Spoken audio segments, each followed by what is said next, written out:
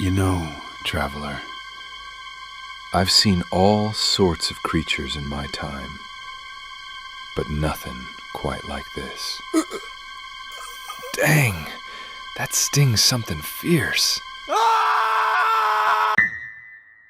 How do I always manage to end up in these situations? Well, let's wind that clock back a spell.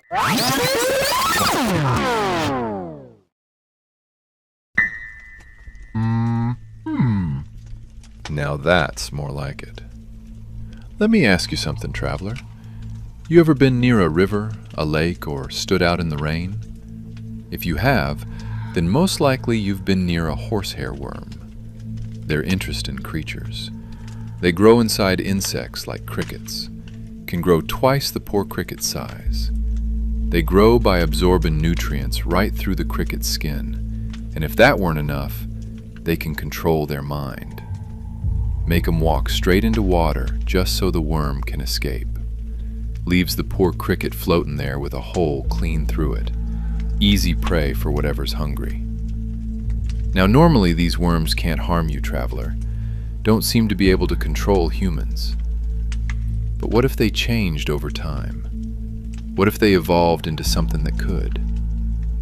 Come closer, traveler. Sit by the fire. I'm fixin' to tell you about the new horsehair worms.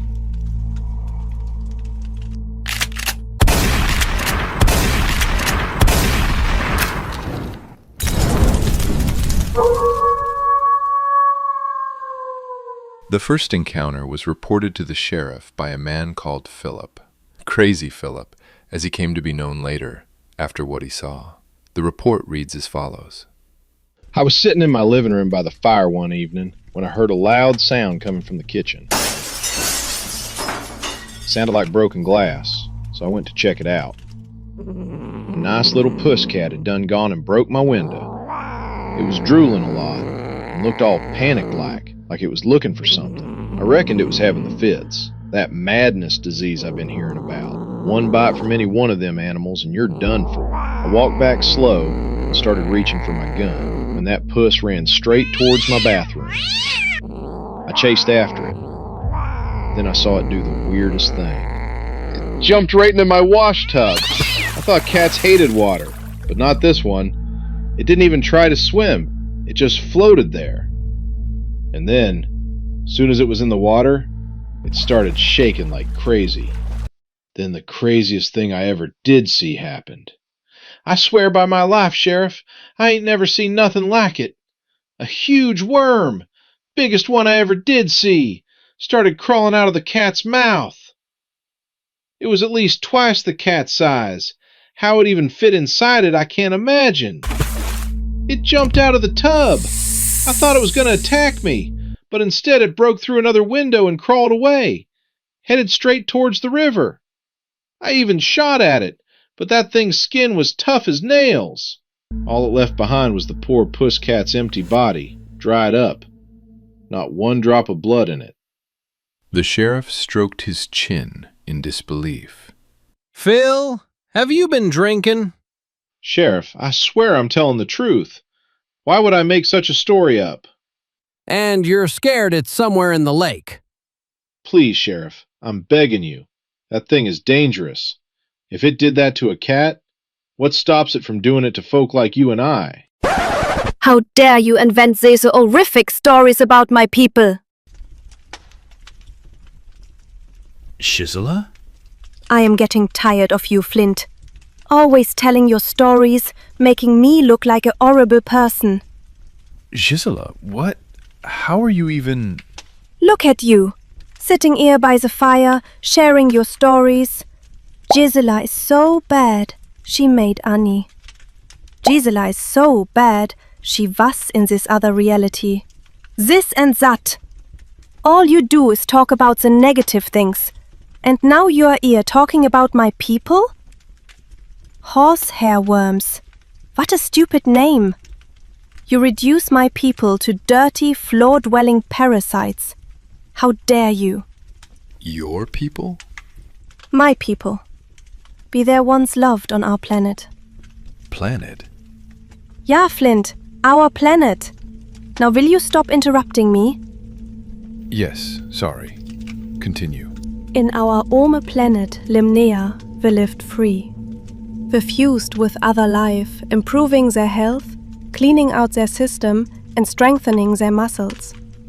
We were even sought after by most creatures. In return, we were able to absorb nutrients through them. I've never been so confused. Will you hush your mouth already? My apologies. Again. We were beloved by all.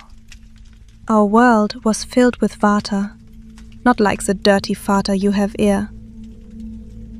Vata you humans have taken upon yourself to ruin, filling it with waste and your filth. Disgusting. No, our Vata was beautiful and clear. Until one day something happened. Something hit our planet, knocking us away from our star. That star got smaller and smaller until it was so cold the entire planet froze. We were stuck, floating somewhere out there in the endless black of space. We stayed dormant, but still aware. It was like a very long dream. Your world? Yeah, Flint. Other planets exist. Well, obviously. I know that. But I still don't understand. If you're from another planet, how did you end up here? Ich was getting to that, you impatient brute. Our planet was quiet for decades, until one day something hit it and caused our beautiful planet to shatter. A lot of my kind were trapped in the same frozen piece of planet and flew through space. Eventually we got here. Your planet's atmosphere melted what was left of our planet. We were scattered around this place. Like one of them shooting stars I've heard about. No. Well, yeah, kind of, but no, Flint.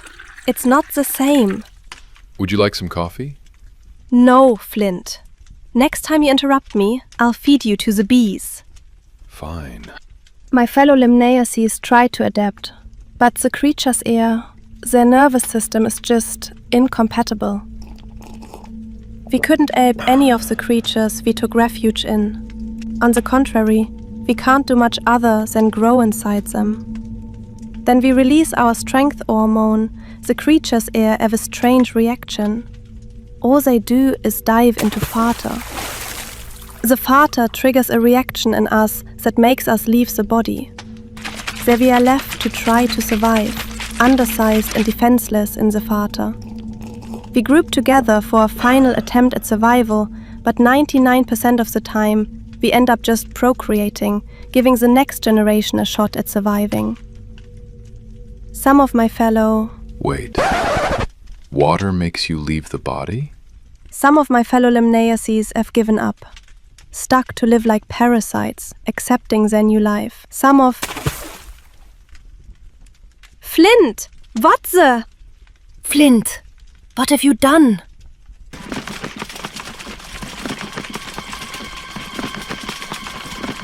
Ah!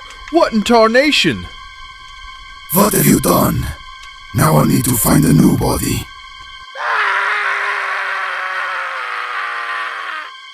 But first, I must tell my side of the story.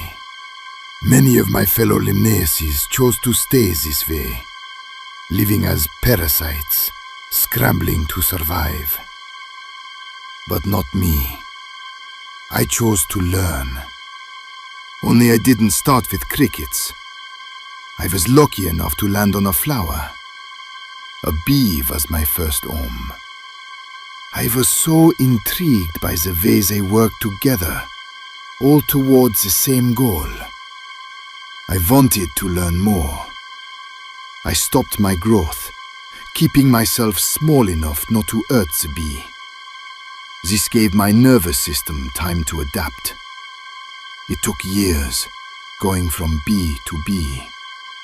I couldn't improve their body, but I learned to control them. I jumped from bee to bee, going across the world, until I found the most interesting bee. Vulture bees. The bees that can take something that is rotten and turn it into something useful. That is transformation. That is making a real impact in the world. A world with all the resources. A world you humans are ruining with your minds and your trains. I'm not the only one that has evolved. We are many across the world. We have re-established communication with each other. And we are going to fix what you humans have ruined. And that's how the Limnaeaces came to Earth, traveler. Far distant, marvelous creatures, survivors learning to adapt in a cruel, unforgiving world, all focused on improving, surviving, and evolving, leaving the past behind in order to move forward and create a better life for future Limnaeaces. We humans are grateful for the Limnaeaces. Mark my camp on your map, traveler. Come by any time you want to learn more about the Limnaeaces and the wonderful changes they have brought to this planet.